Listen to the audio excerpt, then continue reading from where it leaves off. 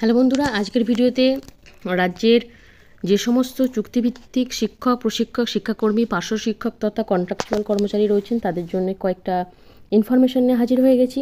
আপনারা খুব ভালো করেই জানেন যে যাই সমস্ত পার্শ্ব শিক্ষক রয়েছেন তাদের কিন্তু পদমর্যাদা কেসটাও চলছে, সেই কেসেরও আপডেট দেবো আপনাদেরকে।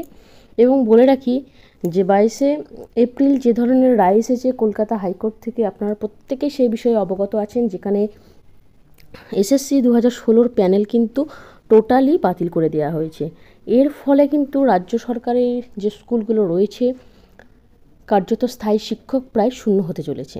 তো আপনারা জানেন যে সুপ্রিম কোর্টে কেসটা চলে গেছে, তা প্রথম দিনের শুনানিতে কিন্তু স্টে আসেনি। পরবর্তীতে এই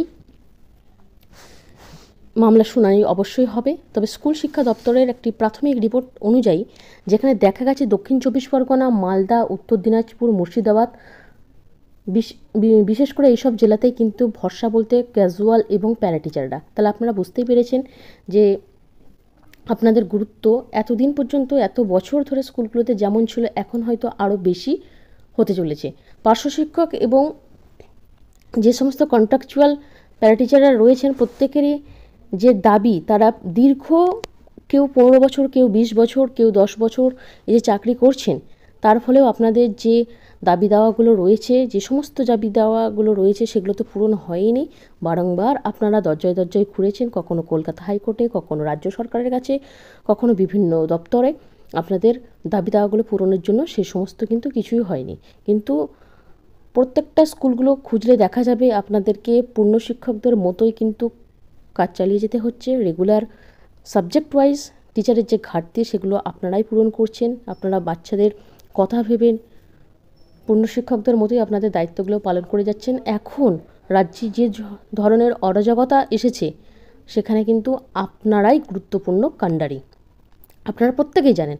অথচ আপনাদের বেতন বৃদ্ধি নিয়ে কোনো রকম তৎপরতা নেই, বরঞ্চ রাজ্য সরকার আপনাদের বেতন বৃদ্ধি করাতে যাতে না হয় সেই জন্য কিন্তু আপনাদের কেসের বিরুদ্ধে কিন্তু তাদেরকে লক্ষ লক্ষ টাকা খরচ করে উকিল দিতে হচ্ছে, অর্থাৎ আপনাদের মামলা কিন্তু লড়তে হচ্ছে, যেখানে বারবার তারা জানাচ্ছে যে তাদের অ্যাকাউন্টে টাকা নেই, বরাদ্দকৃত টাকা আপনাদেরকে দিতে পারছে না। আপনাদের বিরুদ্ধে কেস লড়ার জন্য লক্ষ লক্ষ টাকা কিন্তু তারা খরচ করতে পারছে, রাজ্য সরকারি কর্মচারীদের ডিএ না দেওয়ার জন্য লক্ষ লক্ষ টাকা খরচ করতে পারছে। অথচ কাজের বেলায় আপনারা যেখানে 45,000 জন, আপনাদের সংখ্যাটা কিন্তু কম নয়, প্রায় 45,000 জন যে পার্শ্ব শিক্ষক রয়েছে তাদের কিন্তু এই ভোটের সম্মুখে প্রত্যেকের অনেক রেগুলার এমপ্লয়ি এবং ক্যাজুয়াল কর্মচারীদের বেতন বাড়লেও আপনাদের কিন্তু একটি টাকাও বাড়েনি। 45,000 যে পার্শ্ব শিক্ষক রয়েছেন তাদের পরিবার থেকে শুরু করে যে সংখ্যাটা দাঁড়াচ্ছে, তারা কিন্তু একটা বেশ বড় ভূমিকা পালন করেন সামনের এই ভোটগুলিতে। সেখানে কিন্তু আপনাদের একটি টাকাও কিন্তু বাড়েনি। তো ভোটের আগে যে ধরনের প্রতিশ্রুতি আসে, সেখানে রেগুলার এমপ্লয়ি থেকে শুরু করে বিভিন্ন ধরনের ডিপার্টমেন্টের ক্যাজুয়াল এমপ্লয়িদের কোথাও 500, কোথাও 1000, কখনো 2000, কখনো 5000 পর্যন্ত বেতন বৃদ্ধি হয়েছে এবং প্রতিশ্রুতি তারা রেখেছেন, কিন্তু আপনাদের তরফ থেকে কোনো রকম কোনো বার্তা কিন্তু আপনাদের প্রতি নেই। এছাড়াও আপনারা জানেন যে আপনাদের পদমর্যাদা মামলাটা যখন ফয়সালা হবে কবে, সেটাও আপনাদের কোর্টের উপর নির্ভর করছে। বেতন বৃদ্ধি কত হতে পারে তা খুব শীঘ্রই জানা যাবে। আপনারা জানেন যে আগের শুনানিতে যে সময় চেয়ে নেওয়া হয়েছিল সেই সময় প্রায় শেষের দিকে, যেখানে 3 সপ্তাহ সময় দেওয়া হয়েছিল, যেখানে কলকাতা হাইকোর্ট থেকে বলা হয়েছিল স্টেট গভর্নমেন্টের জয়েন্ট সেক্রেটারি এবং ফিনান্স ডিপার্টমেন্ট থেকে কত রেমুনারেশন আপনাদের বর্তমানে রয়েছে এবং কতটা বৃদ্ধি করতে চাইছেন সমস্তটা হলফনামা আকারে কিন্তু কোর্টকে জমা দিতে বলা হয়েছিল। কার্যত সেই মেয়াদও প্রায় শেষের দিকে, আপনাদের মামলাটা লিস্টেড হলেই কিন্তু শুনানি হবে। সে সম্বন্ধে আপনাদেরকে আপডেট অবশ্যই দেব।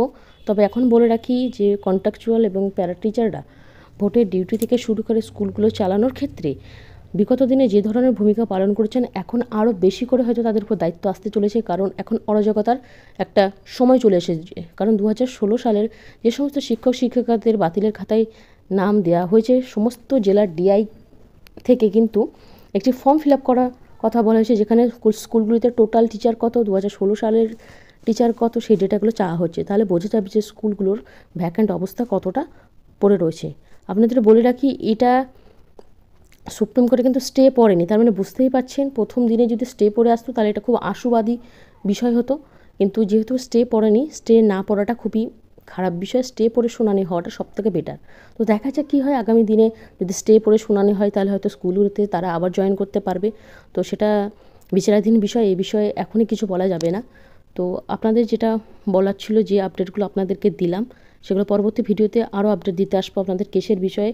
কারণ বুঝতেই পারছেন রাজ্য সরকার থেকে আপনাদের প্রতি কতটা সদর্থক বার্তা এই মুহূর্তে আসতে চলেছে সেটা কিন্তু বোঝা যাচ্ছে না। পরবর্তীতে যেই বার্তায় আসুক না কেন আপনাদেরকে জানিয়ে দেবো। আজকের মতো এইটুকু। ভিডিও দেখার জন্য ধন্যবাদ।